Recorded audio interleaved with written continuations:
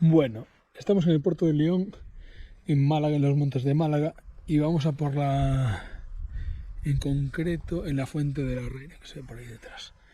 Vamos a por la fricada del viaje. Ya sabéis que a mí me gustan, a los que me habéis leído hay un post sobre las colas de cerdo, nudos de corbata, esos curvas de 360 grados que hay unas cuantas en España, como la de Sacalobra.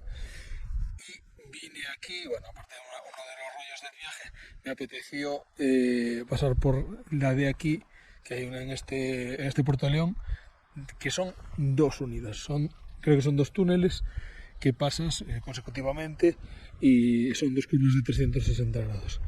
Así que vamos a por ellos y vamos en dirección Málaga y de ahí, bueno, ya veréis.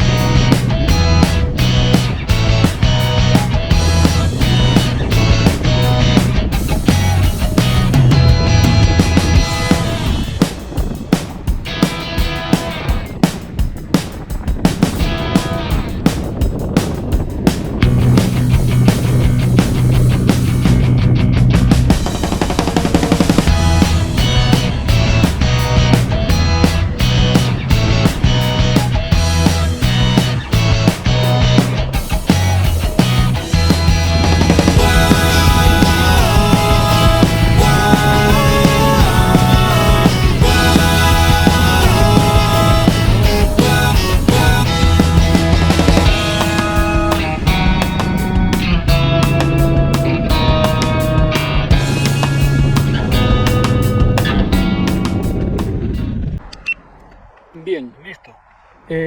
Doble 360 liquidado. Al final creo que en la primera curva no llegaba a los 360 porque le faltaba el túnel, pero el segundo sí. Entonces ahí lo dejamos en uno y casi otro.